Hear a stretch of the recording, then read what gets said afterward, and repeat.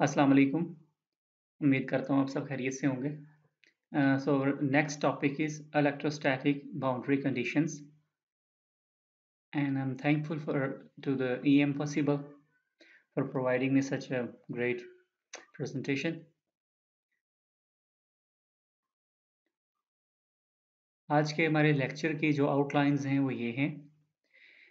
हम डिस्कस करेंगे general classes of electromagnetic materials, उसके बाद boundary conditions for dielectric interface, refraction of static fields at a dielectric interface, boundary conditions for dielectric conductor interface, and then we'll solve some examples as well. सबसे पहले हम देखते हैं general classes of electromagnetic materials क्या हैं। General classes of electromagnetic materials.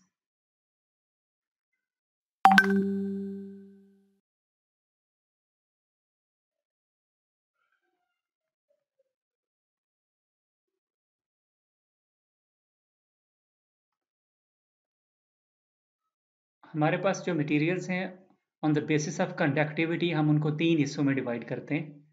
सबसे पहले insulators हैं। यहाँ सिग्मा जो है वो कंडक्टिविटी के मीनिंग में आया है, और सिग्मा की कंडक्टिविटी जो है वो बहुत ज़्यादा कम होती है, और उसमें क्योंकि कोई फ्री चार्जेस नहीं होते और वो करंट के फ्लो को अपोज करता है, और यही वजह है कि हम उसको एज ए इंसुलेटिंग मटेरियल भी इस्तेमाल करते हैं। उसके बाद दूसरे नंबर पे बात करें तो कंडक्टर्स हैं, जिनकी कंडक्टिविटी को काफ़ी ज़्यादा होती है, और क्योंकि उसमें बहुत सारे उनमें फ्री चार्जेस होते हैं और जो इजीली करंट को कंडक्ट कर सकते हैं। और मोस्टली जो कंडक्टिंग है वो मेटल्स होती हैं। मेटल्स सबसे अच्छी कंडक्टर्स होती हैं। अब इन दोनों के दरमियान में जो हमारे पास मटेरियल्स हैं वो सेमी कंडक्टर मटेरियल्स हैं, और ये जो मटेरियल्स हैं ये इनकी कंडक्टिविटी बड़ी बड़ी मुनासिब सी बड़ी थोड़ी सी होती है, लेकिन डोपिंग करके हम एन टाइप पी टाइप में कन्वर्ट करके इनको, आपको पता है कि इंट्रिंसिक को हम डोप करके एक्सट्रिंसिक मटेरियल्स में कन्वर्ट कर देते हैं, और फिर उसमें हम इनको often switchable and tunable conductivity, हम इनको रजिस्टर्स, इनको डायोड्स में और ट्रांजिस्टर्स में कन्वर्ट कर देते हैं, जिसमें हम स्विचिंग भी करवा सकते हैं, इनको ट्यून भी करवा सकते हैं, मर्जी से इनकी कंडक्टिविटी को कम ज़्यादा कर सकते हैं। और जो मटेरियल्स हैं सेमीकंडक्टर, जैसे कि सिलिकॉन, गैलियम आर्सेनाइड, ये सारे जो फोर्थ आपका ग्रुप है पीरियोडिक टेबल में, उसके एलिमेंट्स हैं।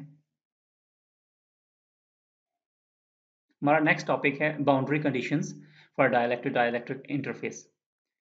याद रखें, इसमें हम बाउंड्री को डिस्कस करेंगे जो दो डाइलेक्ट्रिक्स के दरमियान में आएगी। एक तरफ भी एक डाइलेक्ट्रिक मटेरियल होगा, दूसरी तरफ दूसरा डाइलेक्ट्रिक मटेरियल होगा, दरमियान में क्या होगा, एक ज़रा दोनों के दरमियान एक बाउंड्री है। हम उस बाउंड्री कंडीशन को जो है स्टडी करेंगे। तो सबसे पहले हम इस पे बात करते हैं कि हम बाउंड्री कंडीशंस को क्यों पढ़ते हैं या उसकी हमें क्या ज़रूरत पेश आती है। तो उसमें कहना ये दरकार है कि अगर आपके पास दो मटेरियल्स हैं, जैसा कि यहाँ पे दिखाया गया है, नीचे एक ग्रे कलर है और एक ब्लू कलर है। अगर ये ग्रे कलर का मटेरियल कोई और है और ब्लू कलर का मटेरियल कोई और है, तो इसका मतलब है कि इन दोनों के दरमियान में ये जो एक जगह है, हम इसको कहेंगे ये दोनों के दरमियान में एक बाउंड्री है। होता ये है कि जब बाउंड्री आती है, यानी तो उस सूरत में इस एक डिसकंटिन्यूटी आती है। तो कभी भी जब डिसकंटिन्यूटी आ जाए तो आप डेरिवेटिव नहीं ले सकते उस जगह पे। अगर आप यहाँ पे कोई डेरिवेटिव ले रहे हैं, यहाँ पे डेरिवेटिव ले रहे हैं, यहाँ डेरिवेटिव ले रहे हैं, यहाँ ले रहे हैं, ले सकते हैं आप, इधर भी इधर भी इधर भी इधर भी आप ले सकते हैं, लेकिन इस पॉइंट पे इस बाउंड्री वाली जगह पे आप डेरिवेटिव नहीं ले सकते। इस जगह पे डेरिवेटिव लेना मुमकिन नहीं है।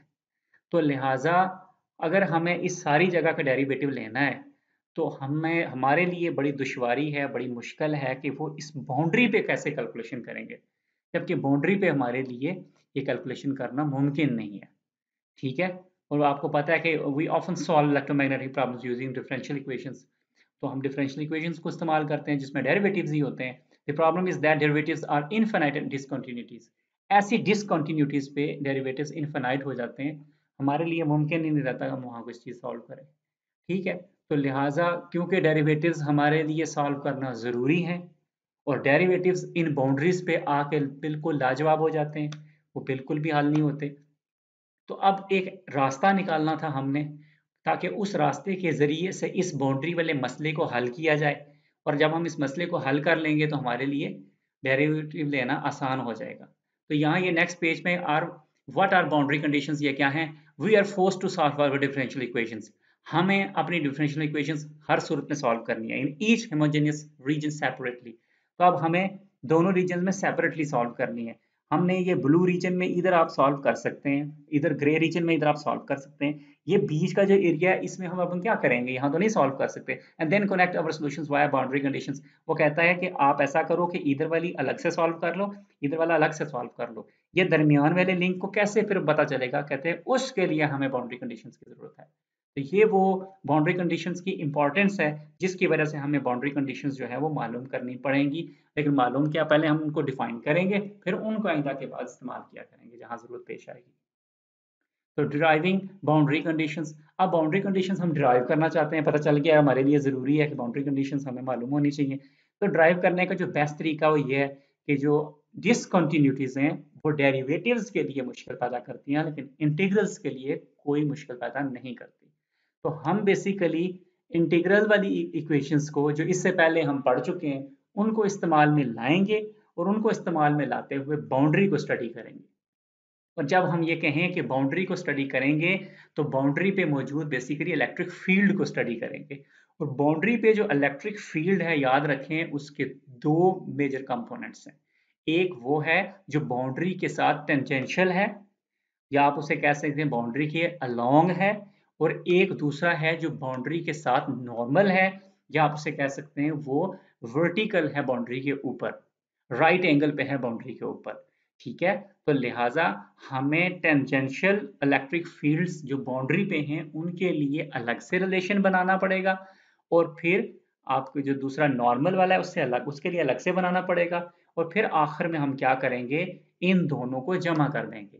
वो कहते हैं कभी भी जब कोई इलेक्ट्रिक फील्ड होती है तो उस इलेक्ट्रिक फील्ड का कोई भी जो वेक्टर है, वो वेक्टर क्वांटिटी है, तो उसका जो दो कंपोनेंट अगर आप ड्रॉप करें तो एक उसका नॉर्मल कंपोनेंट होगा, दूसरा का उसका टेंजेंशियल होगा। अगर आपके पास किसी भी फील्ड का नॉर्मल और टेंजेंशियल कंपोनेंट दोनों मौजूद हों तो आप उनको सिंपली जो वेक्टर एडिशन है उसके जरिए से अगर आप उन दोनों को ऐड करें तो आपके पास होल वेक्टर आ जाएगा।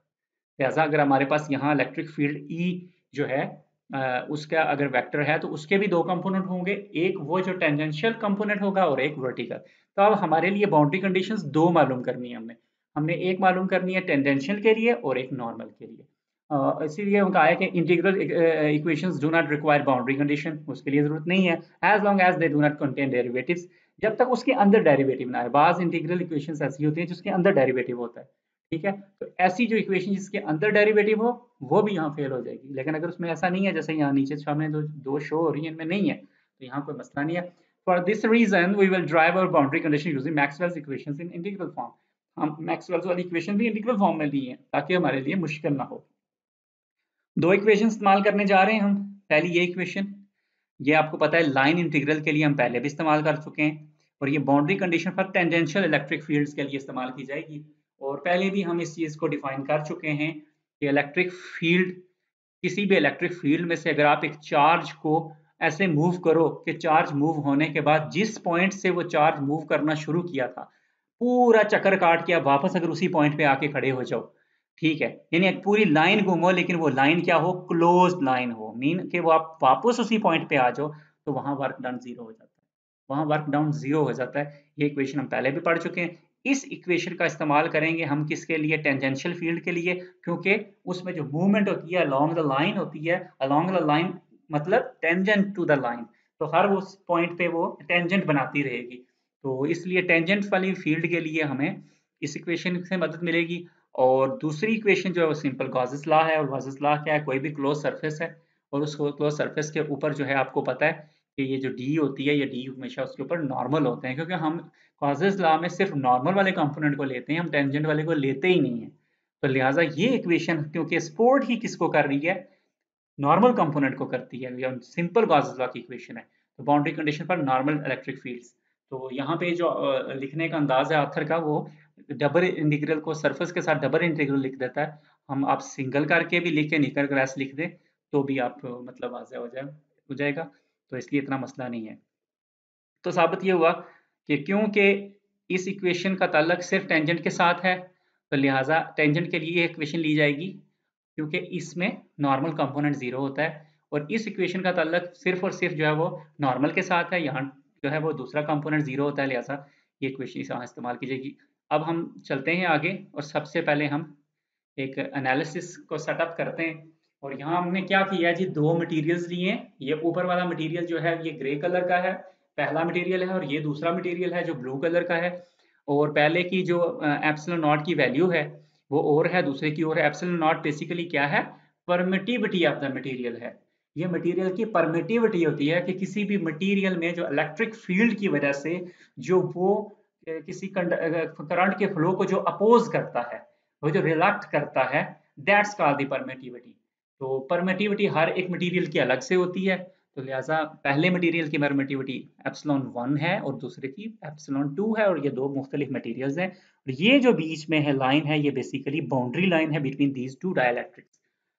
तो ये हमारा वो मैदान है, ये वो प्लेस है जहाँ पे अब हम सारी मामलात को आगे देखेंगे। Let's examine the interface between the two different dielectrics. तो ये इंटरफेस है इन दोनों के दरमियान में, ये जो लाइन है, ठीक है। एनालिसिस को सेटअप किया गया है।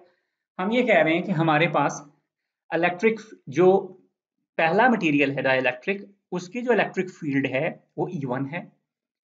उसी तरह से जो अंदर वाला मटेरियल है उसकी जो इलेक्ट्रिक फील्ड है वो E2 है, ठीक। तो E1 जो है उसके भी दो कंपोनेंट हैं, एक जो अलोंग द लाइन है, जो जिसको हम क्या कहेंगे, E1 का कंपोनेंट जो टेंजेंशियल है, और दूसरा E1 का कंपोनेंट वो है जो नॉर्मल है। इन दोनों का बेसिकली वेक्टर सम क्या है, E1 खुद है, ठीक है। तो लिहाजा वो लिखने के लिए क्या करता है, E1t कॉमा टी लिखता है। E1t मतलब E1 का normal tangential component, E1n E1 का नॉर्मल कंपोनेंट। सिमिलरली E2 के लिए भी उसने ये दोनों इसी तरह लिखे हैं। वो कहता है let's examine the interface between the two different dielectrics. पहले तो हमने ये इंटरफेस डेवलप कर लिया। We wish to examine the relation between the electric fields on either side of the interface so that if one is known, the other can be calculated.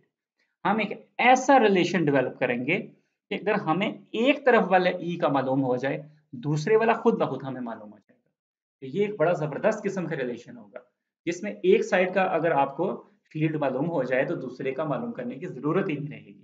तो हम देखते हैं कि ये कैसे मुमकिन होगा। It will be useful to separate the fields on either side of the interface into tangential and normal components. वो कह रहा है कि अब हम क्या करेंगे कि दोनों जो फील्ड्स हैं E1 और E2, इन दोनों को स्प्लिट आउट कर देते हैं। स्प्लिट आउट मतलब इनके दो कंपोनेंट्स का सम कर लेते हैं, यानी कि एक तरफ टेंजेंशियल प्लस नॉर्मल कंपोनेंट। तो यही होने जा रहा है जी। सबसे पहले हम अब टेंजेंशियल को सॉल्व करने लगे।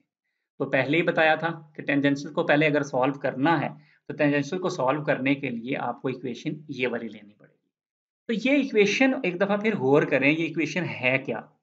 आप देखें, इलेक्ट्रिक फील्ड है, ठीक।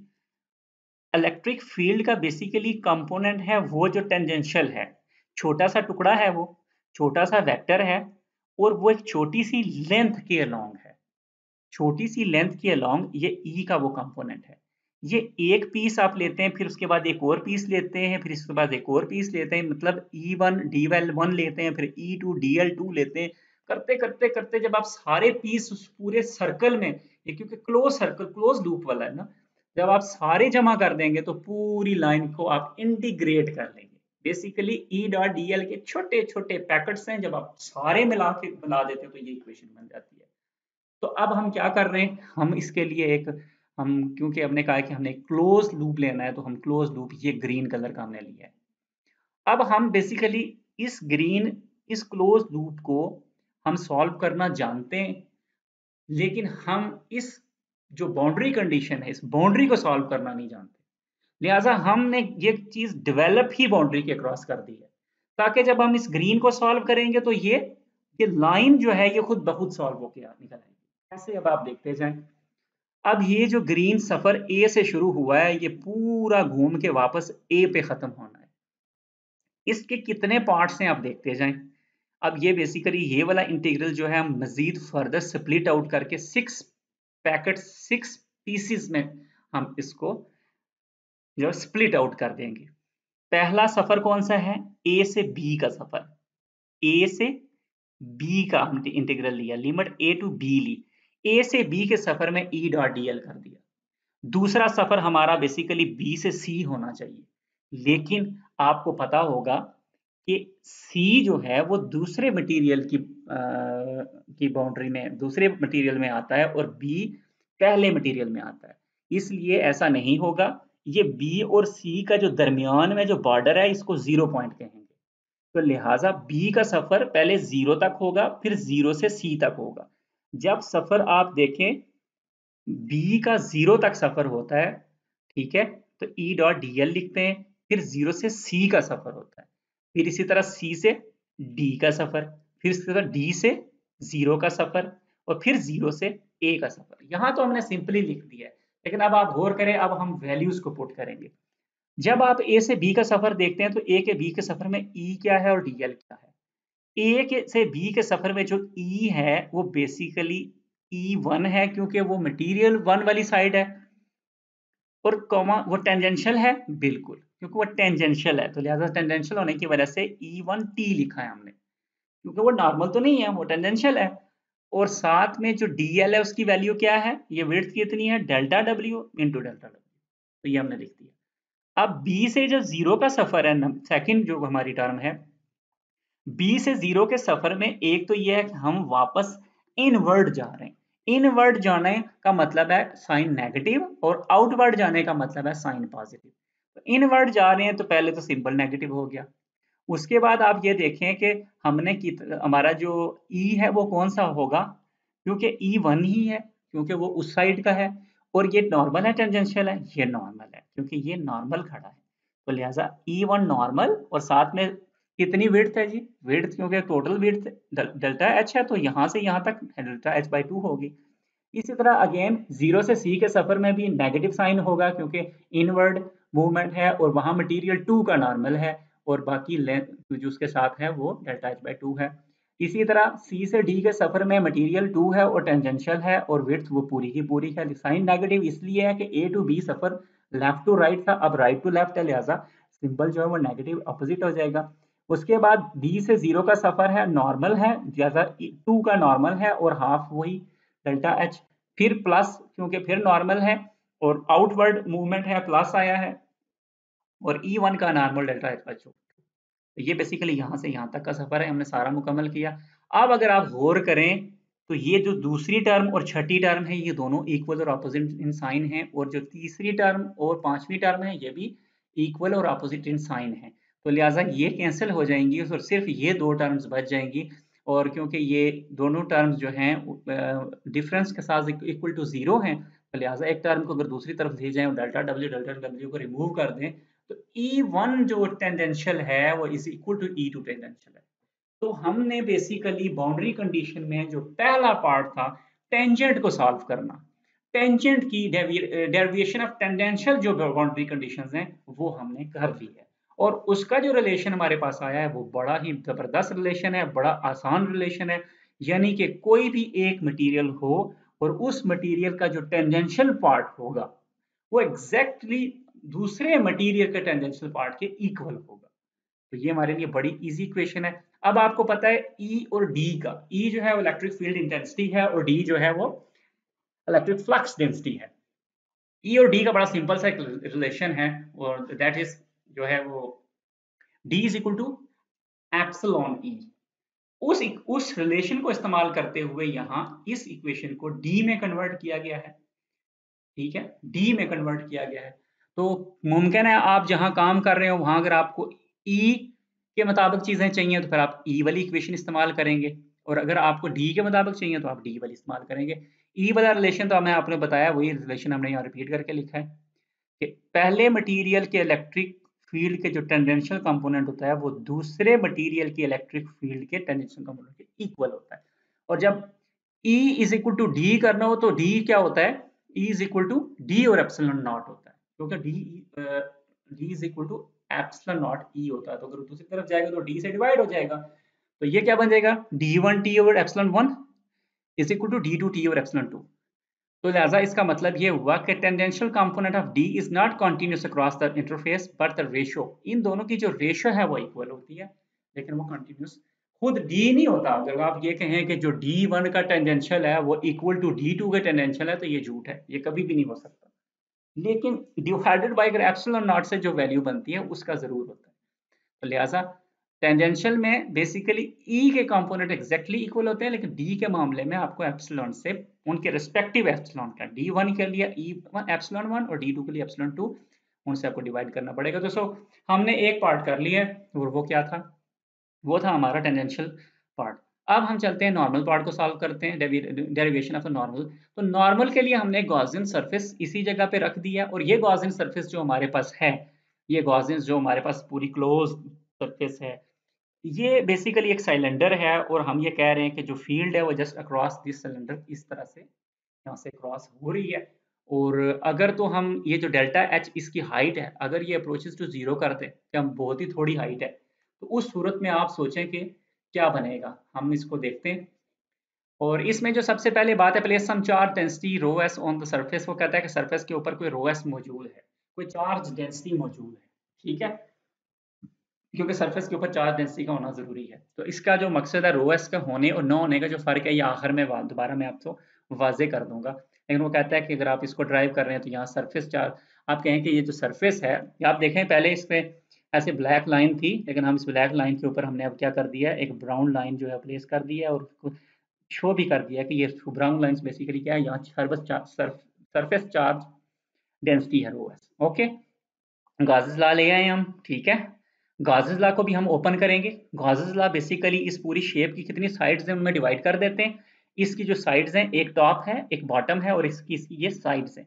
अगर हम डेल्टा एच को इतना छोटा कर दें कि अप्रोचिंग जीरो हो जाए, तो बेसिकली जो क्यू है हमने एक टॉप के लिए रख दिया, एक बॉटम के लिए और एक साइड्स के लिए। तो अगर हमारा डेल्टा एच बहुत ही छोटा हो जाए तो हमारी साइड्स निग्लिजिबल हो जाएंगी। उस सूरत में हम ये कहें कि लिमिट अप्लाई करें कि delta H approaching to zero, तो उस सूरत में आप देख सकते हैं कि हमारे पास सिर्फ टॉप और बॉटम रह जाएगा, साइड्स हमने खत्म कर दी। हमारे लिए चलो एक और आसानी आ गई है। अब टॉप पे और बॉटम पे हमने लगाना है ये गॉसेस लॉ। अब मुझे बताएं, ये जो टॉप वाली ये जो पूरा आपकी डिस्क है, ये जो फेस है, डिस्क नुमा फेस है, ये डेल्टा एस है। इसमें डी की क्या वैल्यू है, ये D1 नॉर्मल है, क्योंकि ये पहले का डी है, D1 है, तो लिहाजा नॉर्मल है, क्योंकि ये नॉर्मल टू द सरफेस है, यूं है, ठीक है। और साथ में क्या है, इसमें सरफेस कौन सी है, डेल्टा एस उसका नाम है, तो डेल्टा एस माइनस। माइनस क्यों आया है, माइनस इसलिए आया है कि जो बॉटम वाली सरफेस है उसमें चार्ज ऑपोजिट है, यहां से चार्ज बाहर निकल रहा है इस डायरेक्शन में, यहां से ऐसा नहीं है, लिहाजा उसकी डायरेक्शन क्योंकि ऑपोजिट है, दैट इज व्हाई फ्लक्स की डायरेक्शन ऑपोजिट होने की वजह से इसमें चार्ज बाहर की तरफ निकलता है, तो लिहाजा इसमें डी को हम पॉजिटिव गिनते हैं। लेकिन जो बॉटम वाली डिस्क है या फेस है, उसमें चार्ज इनवर्ड जाता है, उसमें चार्ज इनवर्ड है, उसमें चार्ज दाखिल होता है। लिहाजा जहां चार्ज दाखिल हो रहा हो, इसमें एंटर हो रहा हो, तो वहां साइन नेगेटिव होता है। अगर चार्ज बाहर को लीव कर रहा हो तो पॉजिटिव है। लिहाजा इसके लिए पॉजिटिव था, तो इसके लिए D2, क्योंकि दूसरा मटेरियल है, दूसरे मटेरियल के D2N जो है वो नेगेटिव साइन के साथ है, और डेल्टा एस क्योंकि वो सेम सरफेस है, लिहाजा उसका भी नाम डेल्टा एस हुआ। अब हम अगर इन दोनों को सॉल्व करें, तो जो total charge encompassed within the pill boxes, तो टोटल चार्ज आपको पता है इसके अंदर कितना होता है, Q किसके बराबर होता है, वो होता है रो एस डेल एस, ठीक है। यानी आप अगर इस डेल एस को इधर ले जाएं तो क्या है, चार्ज पर सरफेस, तो यही सरफेस चार्ज डेंसिटी होती है rho S. Putting these together gives, जब हम इसके वैल्यूज में ये पुट कर दें, यानी ये Q की ये वाली वैल्यू अगर हम यहाँ इस इक्वेशन की में पुट कर दें, तो हमारे पास rho S del S is equal to D1S del S minus D2S del S. अब हम इस इक्वेशन को यहाँ पे सिंप्लीफाई कर देंगे, क्योंकि डेल एस सब में आ रहा है, तो वो क्या होगा, खत्म हो जाएगा। इधर से आप कॉमन लें और ये दोनों मिल काट दें, हमारे पास इक्वेशन बच जाएगी D1N, पहले मटेरियल के जो फ्लक्स डेंसिटी है उसका जो नॉर्मल कंपोनेंट है, माइनस दूसरे मटेरियल के जो फ्लक्स डेंसिटी है उसके normal component is equal to rho s. Rho s के इक्वल है। अगर चार्ज इसमें मौजूद है, ठीक है, अगर यहाँ चार्ज मौजूद है इस सरफेस के अंदर, उस सूरत में रो एस मौजूद है। अगर रो एस मौजूद है तो ये दोनों चीजें रो एस के इक्वल होंगी। और अगर इनमें से एक में चार्ज मौजूद नहीं है, उस सूरत में यहाँ ρs मौजूद नहीं होगा। In the absence of charge ρs is equal to 0। उस सूरत में ये चीज 0 हो जाएगी और d1n is equal to d2n हो जाएगा। तो लिहाजा अब हम ये जब कोई सॉल्व करेंगे तो हम वहां जरूर देखेंगे, यानी हमारे लिए टेंजेंशियल कंपोनेंट के लिए तो हमारे लिए कोई मसला नहीं है कि वहां चार्ज हो या ना हो, हमारे लिए सेम है। लेकिन जो नॉर्मल कंपोनेंट है, जब हम उसको सॉल्व करेंगे या उसको के लिए कंडीशन अप्लाई करेंगे, तो हम पहले ये देखेंगे कि वहां चार्ज है कि नहीं। अगर चार्ज है तो फिर ρs है और फिर ये वाली इक्वेशन इस्तेमाल होगी, और अगर चार्ज वहां नहीं है तो ρs इक्वल टू 0, फिर ये इक्वेशन इस्तेमाल होगी। अगेन टेंजेंशियल की दफा इलेक्ट्रिक कंपोनेंट्स जो थे वो एक दूसरे के इक्वल थे, और जो दूसरे कंपोनेंट्स थे क्या कहते हैं फ्लक्स वाले, फ्लक्स डेंसिटी वाले, डी वाले, उनमें एप्सिलॉन आ गया था। लिहाजा यहाँ डी वाले इक्वल है, यहाँ ई वालों में एप्सिलॉन आ जाएगा। और आपको पता है डी इज इक्वल टू क्या होता है, D is equal to epsilon E होता है। तो d1n इज इक्वल टू क्या हो जाएगा, एप्सिलॉन 1 e1n। देख लें, एप्सिलॉन 1 e1n और d2 एप्सिलॉन 2 e2n, और रो का रो ही रहेगा। अगेन यहाँ जो ई के लिए इक्वेशन है उसमें भी वही सूरत हाल है कि अगर रो एस है तो है, नहीं है तो फिर ये दोनों भी इस तरह इक्वल हो जाएंगे। तो लिहाजा वो कहता है कि कभी ये मत सोचिएगा कि e1n is equal to e2n होता है, ये कभी भी नहीं हो सकता। क्योंकि ऐसे इसलिए नहीं हो सकता कि अगर ये 0 हो तो इसका मतलब होता है एक तरफ चार्ज ही नहीं है, तो ये दोनों कभी नहीं हो सकता। The normal component of E is not continuous across the surface but the product. ये बेसिकली वो कह रहा है कि कभी ये ना सोचिएगा कि E1 is equal to E1n is equal to E2n। Actually जब वो कहता है कि एप्सिलॉन के साथ ये प्रोडक्ट बन के आता है तो ये चीज कोई और बन जाती है, जबकि असल में जो इक्वल है वो क्या है, वो D1n is equal to D2 है। तो लें जी, हमने दोनों बेसिकली इकट्ठे कर लिए। दोनों निकालने के बाद हम बेसिकली जो दो इलेक्ट्रिक्स के माबेन में जो हमारी रिलेशन बनता है वो हमने डिराइव कर लिया है, उसके दोनों पार्ट्स, टेंजेंशियल भी और नॉर्मल। अब हम देखते हैं अगला टॉपिक है refraction of static fields at a dielectric interface. इसमें कह ये रहा है कि दो डाइलेक्ट्रिक्स, जैसा कि अभी हमने हमारी जो सिचुएशन थी, दो डाइलेक्ट्रिक्स उनके बीच में एक इंटरफेस था और हमने उस इंटरफेस के लिए दोनों इक्वेशंस जो हैं वो ड्राइव की हैं। वो कह रहा है कि ये रिफ्रैक्शन होती है वहां पे। अब ये रिफ्रैक्शन क्या होती है, रिफ्रैक्शन ये है कि जब कोई चीज किसी एक मटेरियल में से ट्रैवल करे और एक मटेरियल से ट्रैवल करने के बाद जब वो उस मटेरियल की बाउंड्री को क्रॉस करके दूसरे मटेरियल में जाकर ट्रैवल करने लगे और वो दूसरे में जाके अपना एंगल बदल दे। मतलब जिस एंगल के साथ वो पहले मटेरियल में ट्रैवल कर रही थी, जो ही बाउंड्री उसने क्रॉस की उसने अपना एंगल बदल दिया। ये जो एंगल में चेंज आ जाता है, ये जो बेंडिंग आ जाती है, that bending effect is called refraction. कभी भी एक मटेरियल से दूसरे मटेरियल में जब कोई चीज दाखिल हो और वो अपना एंगल चेंज कर दे, उस यानी बेंड हो जाए टूवर्ड्स, हम इसके लिए रेफरेंस पॉइंट नॉर्मल ड्रॉ करते हैं। हम देखते हैं कि नॉर्मल के साथ उसका पहले थीटा एंगल क्या था, और फिर जब दूसरे मटेरियल में दाखिल हुए तो उसी नॉर्मल के साथ उसका थीटा एंगल क्या था।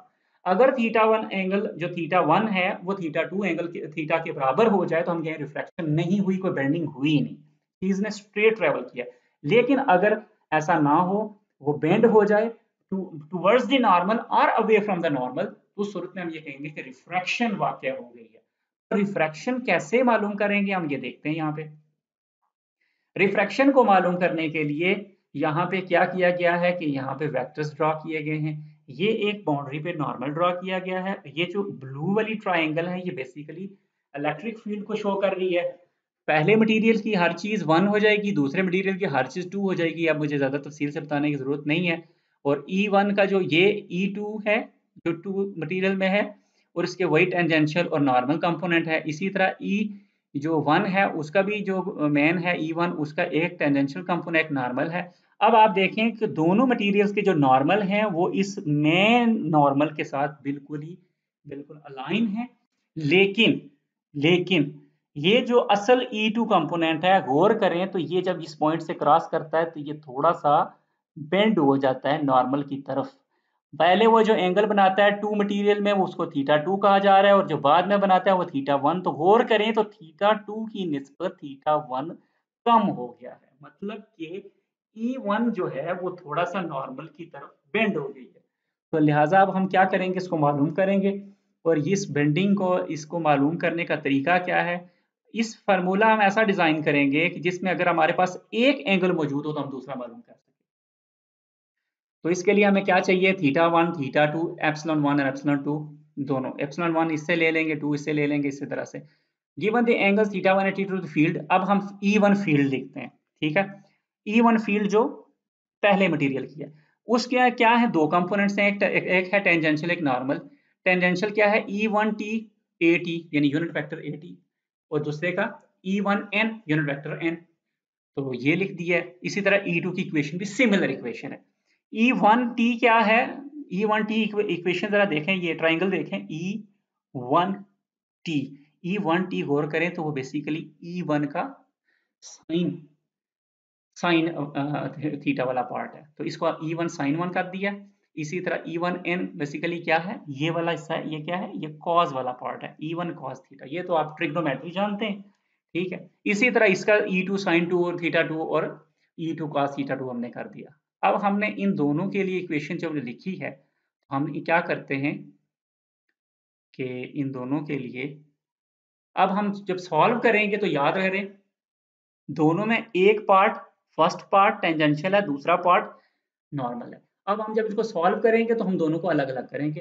तो पहले हम सॉल्व करते हैं कौन सा, टेंजेंशियल को। टेंजेंशियल की ई की इक्वेशन क्या है जो हमने ड्राइव की है ऊपर, हमने कहा था ई वन का जो टेंजेंशियल है वो इक्वल टू ई टू का टेंजेंशियल होता है। तो फिर इसका मतलब है यहाँ E one sine theta one is equal to, इसकी वैल्यूज पुट कर दी हमने।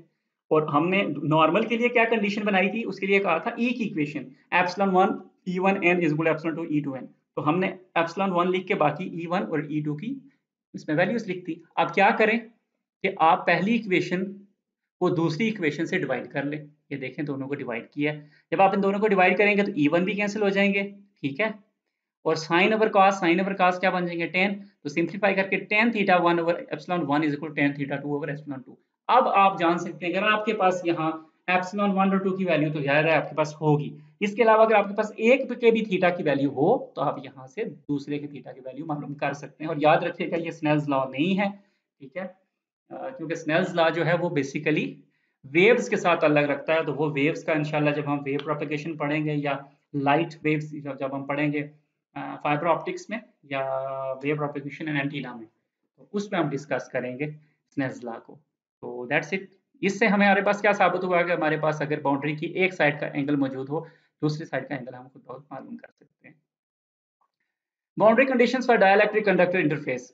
अब हमारे पास तीसरी सिचुएशन है, और तीसरी सिचुएशन क्या है कि हमारे पास फिर से दो चीजों के बीच में बाउंड्री है, लेकिन अब की बार एक तरफ डाइलेक्ट्रिक है और दूसरी तरफ कंडक्टर है। अब सिचुएशन थोड़ी सी दिलचस्प है।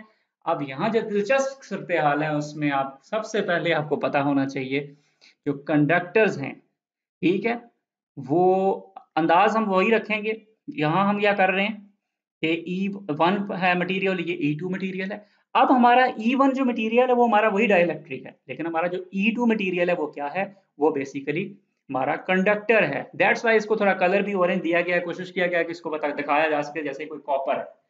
तो ई टू हमारे पास, ये ई टू जो है ये कंडक्टर की तरफ के अंदर की फील्ड है, और ई वन जो है ये डाइलेक्ट्रिक की तरफ की फील्ड है। तो अब आपको बताते चलें कि सिग्मा जो शो कर रहा है बेसिकली कंडक्टिविटी को, वो कहता है कि कंडक्टर तो परफेक्ट है, तो लिहाजा कंडक्टर के अंदर कंडक्टिविटी तो इन्फिनिटी है। यानी परफेक्ट कंडक्टर का मतलब होता है कि उसके अंदर कंडक्टिविटी की तो हद ही कोई नहीं, वो तो परफेक्ट कंडक्टर है, जाहिर है। तो उसमें जो कंडक्टिविटी है वो तो उसकी इन्फिनाइट है। तो लिहाजा वो कहते हैं कि इस ओम्स लॉ के मुताबिक जो ये कहता है कि जो करंट डेंसिटी है वो कंडक्टिविटी टाइम्स ऑफ ई होती है, मतलब conductivity times of E field, that's called current density. तो कंडक्टिविटी अगर इन्फिनिटी है तो इसका मतलब है जे इन्फिनिटी हो गया। अगर ये क्वांटिटी इन्फिनिटी है तो जे इन्फिनिटी हो गया। तो J infinity mean current infinity, current तो इन्फिनिटी नहीं होता कंडक्टर में। इसका मतलब ये है कि अगर आप चाहते हैं कि आपका रो इन्फिनिटी हो, लेकिन जे ना हो तो उसका बेहतर तरीका ये है कि आप इस ई को जीरो कर दें।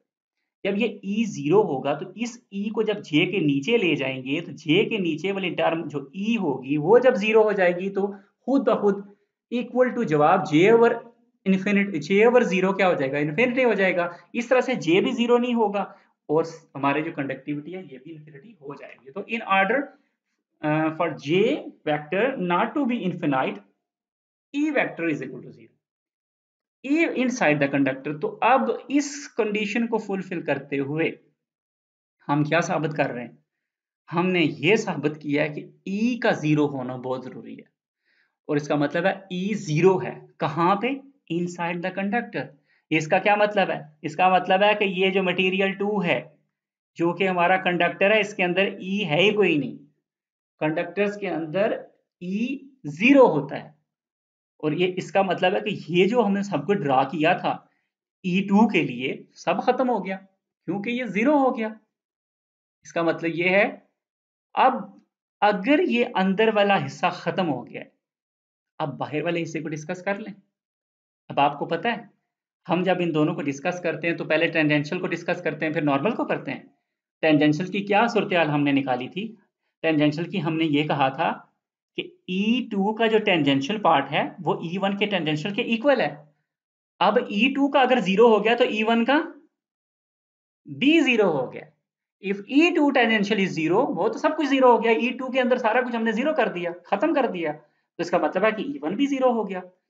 तो इसका आसानी ये हो गई कि अब इसका मतलब है कि E1 के जो दो पार्ट थे टेंजेंशियल और नॉर्मल उसमें E1 का टेंजेंशियल भी खत्म हो गया।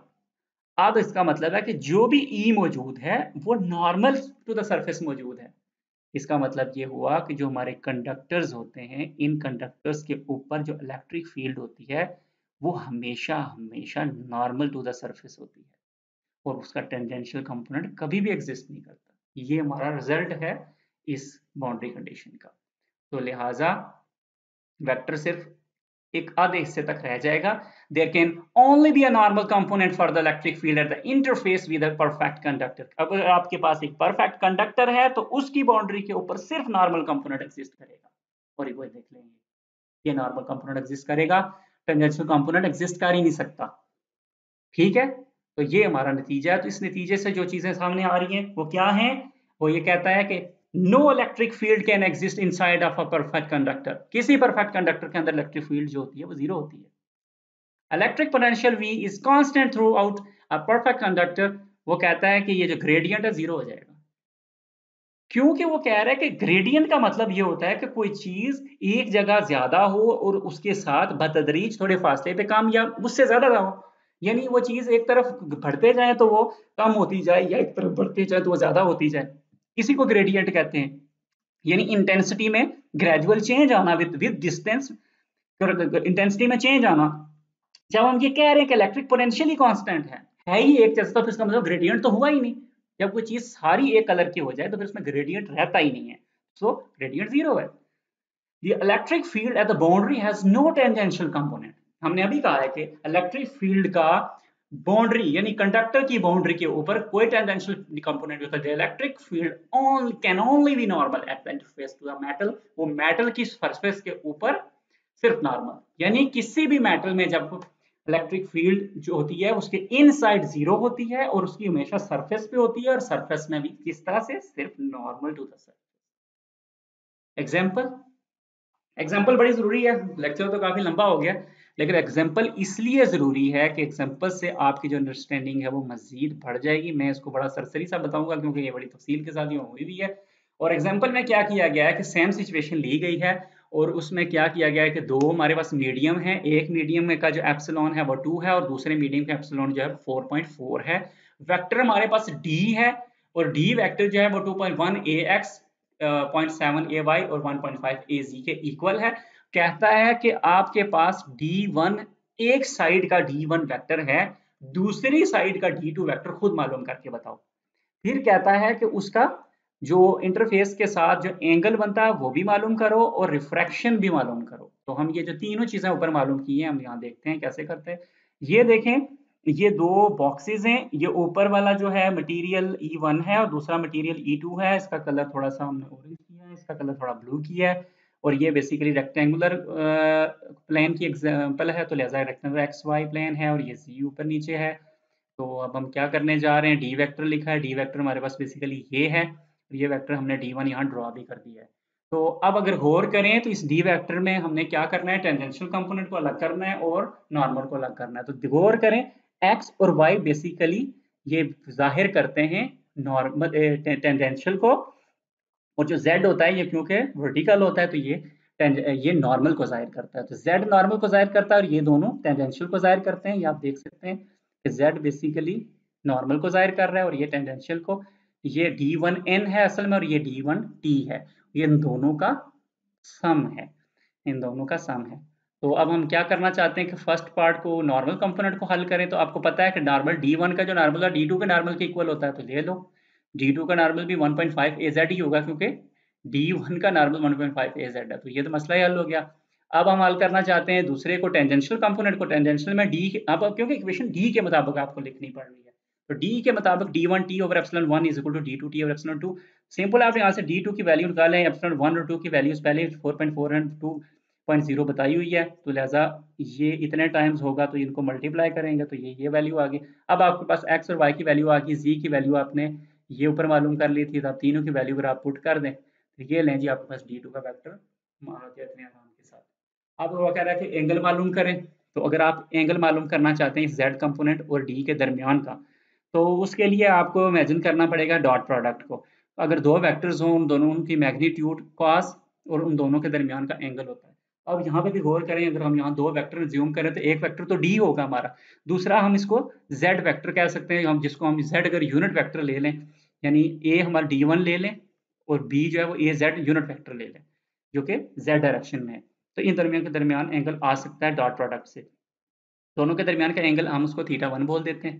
तो डॉट प्रोडक्ट D1 और AZ का ले लें, तो D1 की मैग्नीट्यूड A1 की AZ की मैग्नीट्यूड ही 1 होती है, तो जरूरत ही कोई नहीं।